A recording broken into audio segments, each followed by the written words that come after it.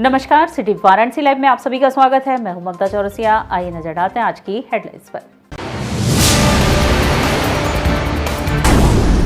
ज्ञानवापी परिसर स्थित सील वजूखाने की सफाई पर आया फैसला। 20 जनवरी को वजूखाने की होगी सफाई। श्री रामलला के प्राण प्रतिष्ठा के उपलक्ष्य में सामाजिक सद्भाव काशी ने निकाली भव्य शोभा यात्रा। बीएचयू के भारत कला भवन में रामायण से संबंधित कलाकृतियों की लगाई गई प्रदर्शनी। और व्यापारी आयोग सहित व्यापारी हितों से जुड़े मुद्दों को लेकर लखनऊ में 28 जनवरी को होगा व्यापारी महाकुंभ। और अब खबरें विस्तार से। बीएचयू के भारत कला भवन में रामायण पे आधारित प्रदर्शनी का आयोजन हुआ। यह आयोजन 22 जनवरी को अयोध्या में भगवान श्री राम के प्राण प्रतिष्ठा समारोह के उपलक्ष्य में किया गया। अयोध्या में श्री रामलला की मूर्ति की प्राण प्रतिष्ठा कार्यक्रम के पूर्व भारत कला भवन के केंद्रीय कक्ष में रामायण पर आधारित एक अस्थायी प्रदर्शनी का आयोजन किया गया। इस प्रदर्शनी में संग्रहालय के संग्रहित कलाकृतियों में से रामायण से संबंधित विशिष्ट कलाकृतियों को प्रदर्शित किया गया है। राम भारतीय युवाओं के आदर्श हैं। इस प्रदर्शनी के माध्यम से आम जनमानस को राम के आदर्शों को उद्घाटित करने का प्रयास किया गया है। इस प्रदर्शनी की परिकल्पना उप निदेशक भारत कला भवन डॉक्टर जसमिंदर कौर द्वारा की गई। इस प्रदर्शनी का उद्घाटन पुलकिन गर्ग उपाध्यक्ष वाराणसी विकास प्राधिकरण वाराणसी के द्वारा किया गया।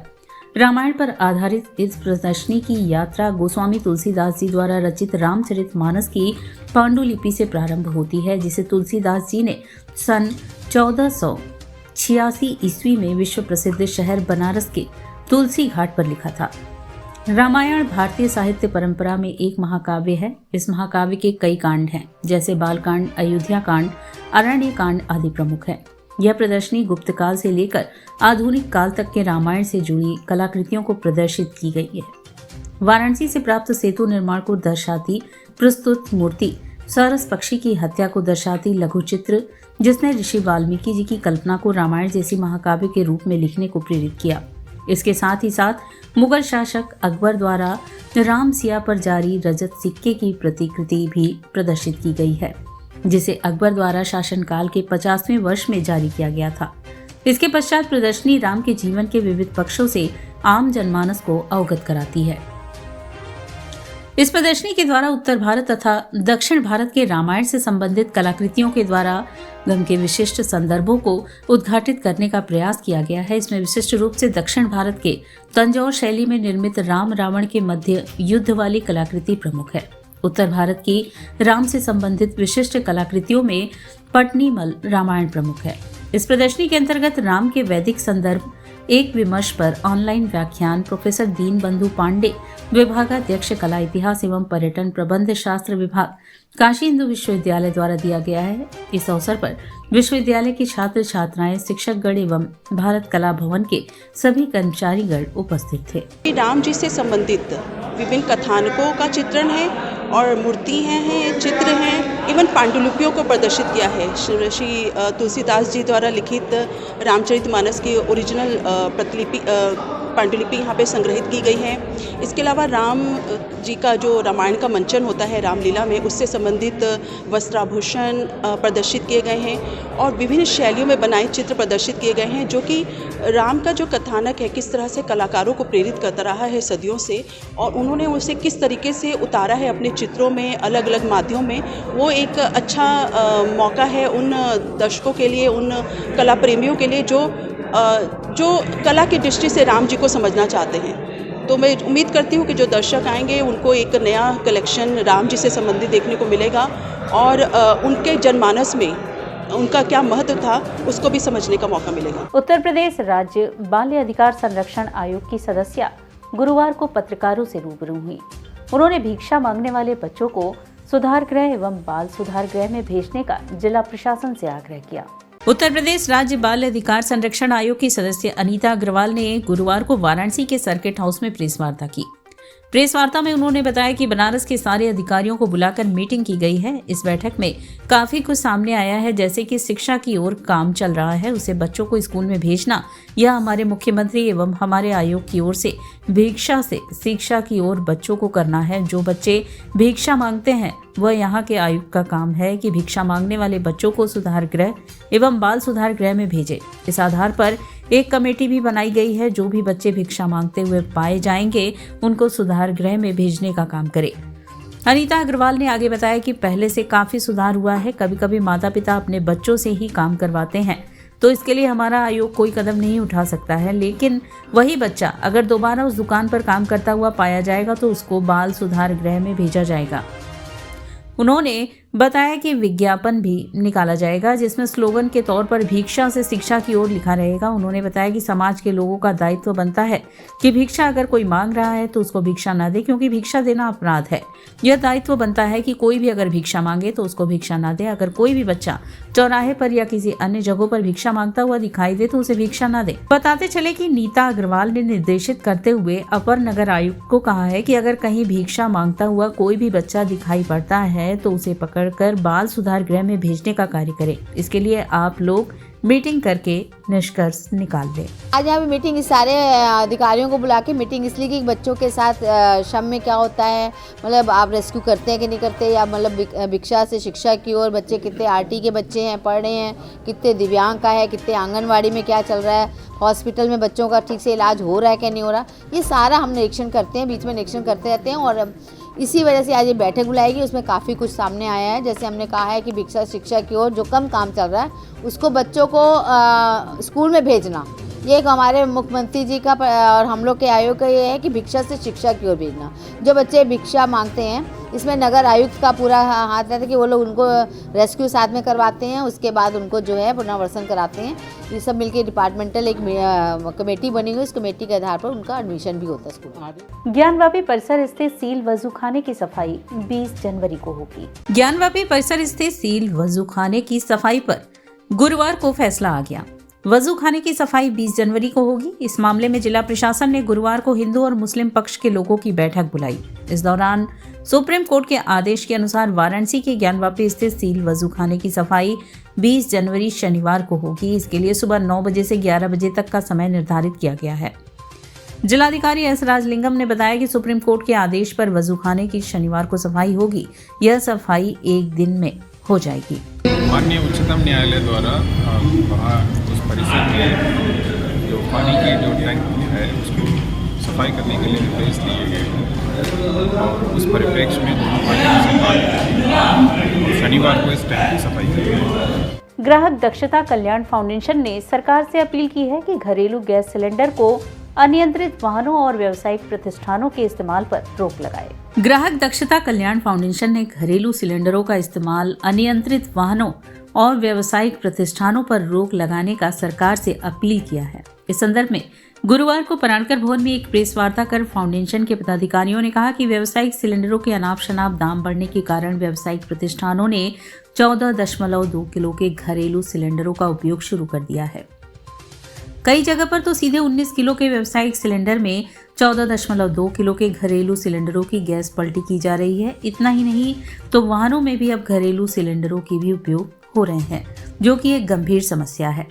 सिलेंडरों के अवैध उपयोग से किसी दिन बड़ा धमाका होने की संभावना है, इससे इनकार नहीं किया जा सकता। इसका सबसे बड़ा कारण यह है कि बाजार में थोड़े से अधिक पैसे देने पर घरेलू सिलेंडर आसानी से ब्लैक में मिल जाता है। कुछ गैस एजेंसियां तो डमी ग्राहकों के नाम पर तेल कंपनियों से ज़्यादा सिलेंडर खरीदकर कालाबाजारी कर रही हैं। इसके ऊपर भी किसी नियंत्रकों का ध्यान नहीं जा रहा है। फलस्वरूप एक और सिलेंडर के दाम तेजी से इजाफा हो रहे हैं और जिससे गैस के दाम से बढ़ने के कारण सामान्य और गरीब लोग संभलकर गैस सिलेंडर का उपयोग कर रहे हैं। फिलहाल एक परिवार 2 से 3 माह तक एक सिलेंडर का उपयोग कर रहा है। तेल कंपनियों ने मार्केटिंग का नया पैतरा अपनाकर ग्राहकों के नाम पर ऑटो बुकिंग करके डिलीवरी के माध्यम से उनके घर तक पहुंचाना शुरू कर दिया है। सिलेंडर बुक न करने के कारण ग्राहक व सिलेंडर नहीं लेते और ऐसे ही सिलेंडरों को ब्लैक में बेचा जाता है। इस तरीके से गैस एजेंसियां सिलेंडर की कालाबाजारी कर रहे हैं। थोड़े से पैसे के लिए एलपीजी गैस वाहनों में भरकर कुछ लोग अपनी और दूसरों की जान को धोखे में डाल रहे हैं। डिस्ट्रीब्यूटर है वो ये कालाबाजारी कर रहे हैं, क्योंकि ऑटो बुकिंग के नाम पर हमारे घर में भी कभी सिलेंडर जो आता है तो हम बोलते हैं कि आज तो हमने बुक नहीं करवाया, तो हम उसके बाद में उसका कुछ आंसर करते ही नहीं है, वो चला जाता है। तो ये ऑटो बुकिंग के नाम पर ही बाहर कालाबाजारी हो रहा है। जबकि सिलेंडर का साइकिल 25 दिन का होता है। जब सिलेंडर का जो साइकिल है 25 दिन का होता है, वो आप देखिए कि अभी जो 25 दिन के बाद ही मिलता है ना दूसरा सिलेंडर हमें, तो अभी व्यावसायिक प्रतिष्ठानों में या होटल रेस्टोरेंट में कैसे उपलब्ध हो रहा है? ये कहीं ना कहीं वो कनेक्शन 2-3 लेते हैं, 2-3 लेने के बाद भी नहीं होता है। आपका 25 दिन का कितना, आप एक चाय वाले को तो रोज 2 सिलेंडर लगता है का डोमेस्टिक यूज करता है उसको, आप समझिए। तो ये कहीं ना कहीं कालाबाजारी जो है, ये हमारे जो कालाबाजारी है, ये जो कर रहे हैं वो तेल कंपनियां कर रही है, उनके जो डीलर डिस्ट्रीब्यूटर है यही कर रहे हैं। इस पे आप क्या कर रहे हैं? इस पे हम जन जागृति कर रहे हैं, प्रशासन को जगा रहे हैं, समय समय पे हम उनको पत्र द्वारा समझा रहे हैं ये है वो है, तो वो अभी तक उन्होंने उतना ध्यान नहीं दिया। इसलिए आज हमको यहाँ पर प्रेस कॉन्फ्रेंस लेना पड़ा। बाबा विश्वनाथ की ये नगरी है, यहाँ ऐसे अवैध तरीके से काम नहीं होना चाहिए, यही हम आपसे गुजारिश करते हैं। व्यापारी हितों के लिए लखनऊ में 28 जनवरी को व्यापार कुंभ का आयोजन होगा। आज व्यापारी परेशान है। ऑनलाइन शॉपिंग से सभी का व्यापार प्रभावित हो रहा है। व्यापारियों का उत्पीड़न बढ़ रहा है और व्यापारियों की हत्या और उनके साथ लूट की घटनाएं हुई हैं। इन घटनाओं और समस्याओं के समाधान हेतु तत्काल व्यापारी आयोग गठन, बीमा, जीएसटी को 2 स्लैब में लाने, मंडी शुल्क समाप्ति, व्यापारियों का प्रतिशत के अनुसार राजनीतिक हिस्सेदारी समेत अन्य प्रमुख मांगों को पुरजोर तरीके से उठाने के लिए व्यापारी महाकुंभ 2024 का आयोजन 28 जनवरी को सहकारिता भवन, विधानसभा मार्ग, लखनऊ में किया जा रहा है, जिसमें प्रदेश के सभी जनपदों के व्यापारी बड़ी संख्या में उपस्थित होकर अपनी मांगों को रखेंगे। यह कहना था प्रतिनिधि उद्योग व्यापार मंडल के राष्ट्रीय अध्यक्ष डॉक्टर अनूप शुक्ला का, जो गुरुवार को वाराणसी आगमन के दौरान मीडिया कर्मियों के साथ बातचीत में बोल रहे थे। इस अवसर पर पारसनाथ केसरी को महानगर उपाध्यक्ष मनोनीत किया गया। कार्यक्रम में बदरुद्दीन अहमद, सुनील शुक्ला, राजेश उपाध्याय, मनीष जैन, आनंद पांडे, मानिक चंद पांडे, किशन जायसवाल, राजेश केसरी, गिरजेत मिश्रा, सानू चक्रवाल, पारसनाथ केसरी, रविशंकर केसरी समेत प्रमुख पदाधिकारी मौजूद रहे। 28 जनवरी को लखनऊ में व्यापारी महाकुंभ का आयोजन किया जा रहा है, जिसमें प्रदेश भर के सारे व्यापारी नेता सभी जनपदों के एकत्रित होंगे और अपनी व्यापारियों की मांगों को लेकर के, जिसमें विशेष मांग व्यापारी आयोग गठन की बात है। सरकार ने पहले भी वादा किया था, वो वादा अभी पूर्ण नहीं हुआ है। उस वादे को याद दिलाने के लिए सभी प्रदेश के व्यापारी नेता वहां पर एकत्रित लखनऊ में होंगे और व्यापारी अपनी बातों को रखेंगे। व्यापारी आयोग गठन की मांग है हमारी, व्यापारियों को लेकर के। जिस तरीके से 30% व्यापारी है और व्यापारी सरकार को, राजनीतिक दलों को नोट और वोट दोनों देता है। सरकार भी इस बात को मानती है कि जीएसटी कलेक्शन सबसे ज्यादा आज सर्वाधिक हो रहा है, वो व्यापारी की देन है। तो निश्चित रूप से व्यापारियों की भी हिस्सेदारी राजनीतिक और सामाजिक क्षेत्र को देखते हुए संतुलन बनाने के लिए करनी होगी। और ऑनलाइन शॉपिंग को लेकर के जिस तरीके से बड़ी बड़ी कंपनियां छोटे व्यापारियों को दबाती चली जा रही हैं, छोटे व्यापारियों को पूरी तरीके से निष्क्रिय करती चली जा रही हैं, तो सरकार से हम लोग मांग करते हैं कि कोई ऐसा बूस्टअप पैकेज तैयार करें जिसमें जीएसटी की, बिजली बिल, आयकर, ऐसी कुछ सुविधाएं मिले व्यापारियों को। तो जो ऑनलाइन शॉपिंग का जो असंतुलन जैसा माहौल पैदा हो रहा है, वो छोटे व्यापारी प्रतिस्पर्धा कर सके और व्यापारी अपनी मजबूती से अपने व्यापार को आगे बढ़ा सके। और यहाँ वक्त चला है एक छोटे से ब्रेक का, मिलते हैं ब्रेक के बाद। वाराणसी लाइव, सच के साथ। क्या कहते हैं आपके सितारे, कैसा जीवन होगा आपका, होगी हर मुश्किल आसान, है हर परेशानी का निदान। आप बने रहिए हमारे साथ और हम बताएंगे आपके भविष्य का हाल। प्रत्येक मंगलवार रात्रि 8:30 बजे से सिर्फ सिटी वाराणसी लाइव पर।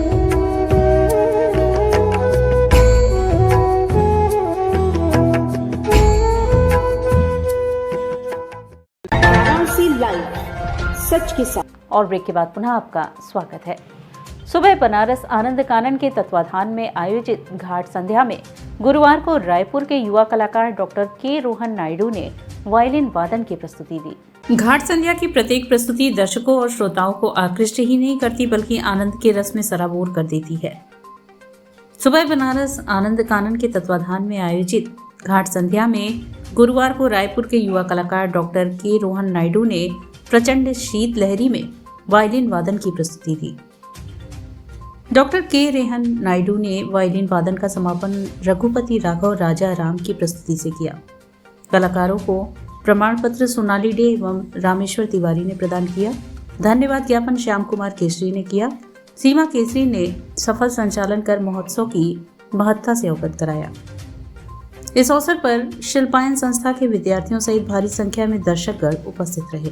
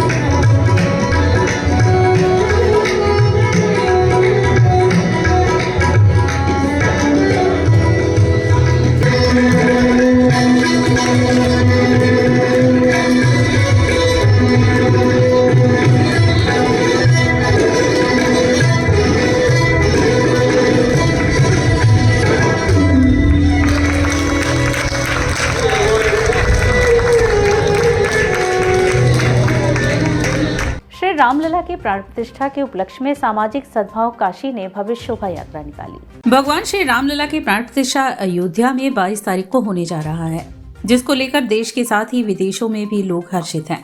जिसको लेकर समस्त काशी वासियों की ओर से सामाजिक सद्भाव काशी विभाग द्वारा राजेंद्र पांडे, संयोजक सामाजिक सद्भावना काशी विभाग की ओर से काशी सामाजिक सद्भावना भव्य शोभा यात्रा का आयोजन किया गया।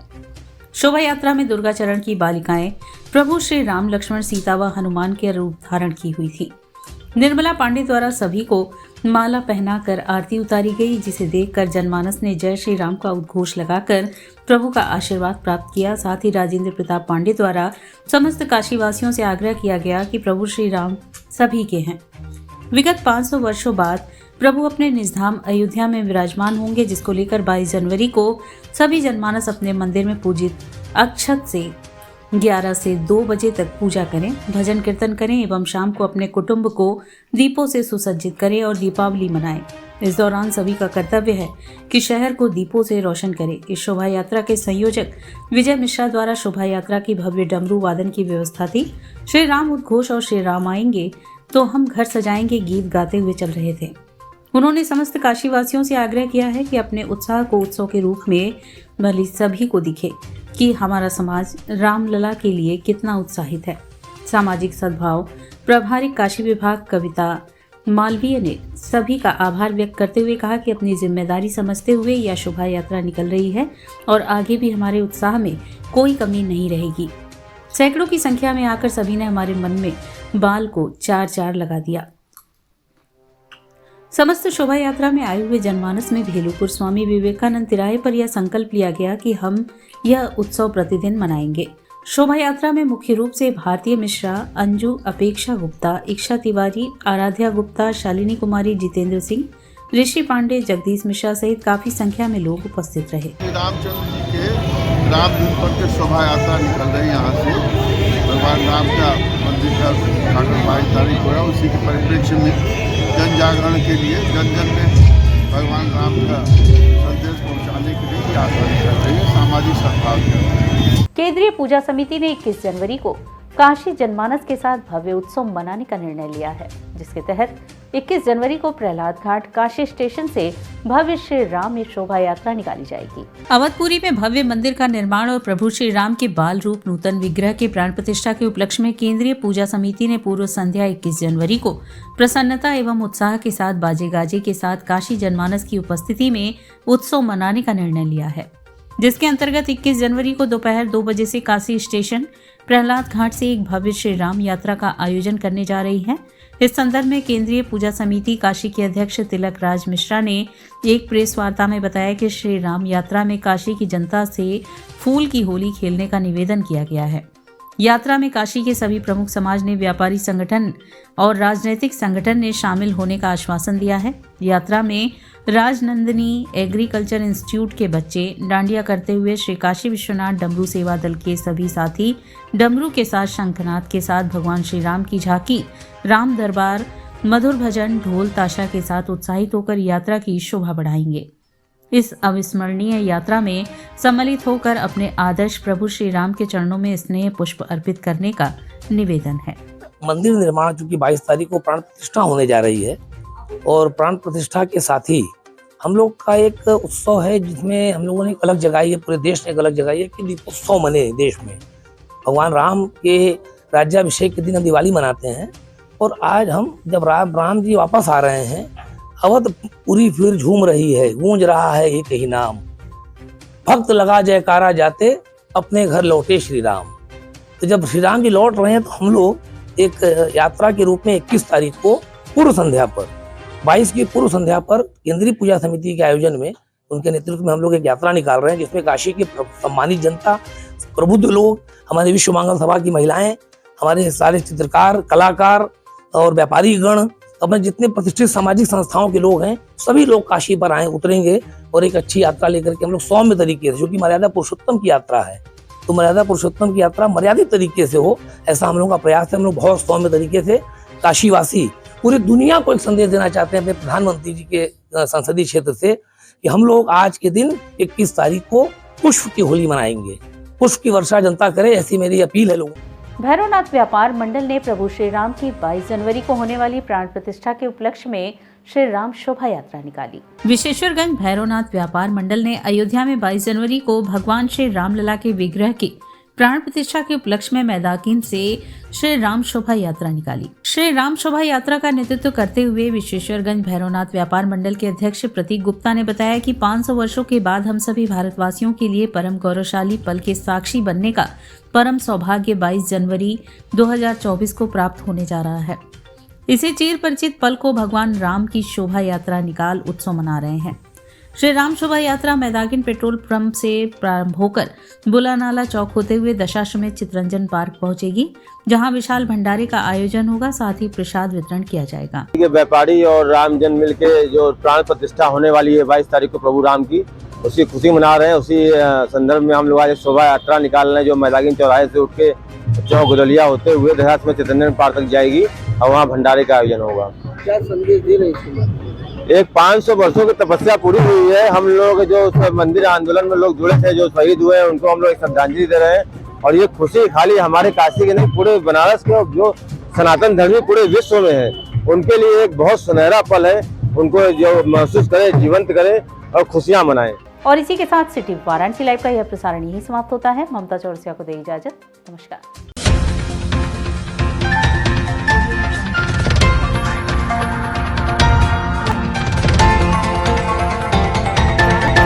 लाइव, सच के साथ।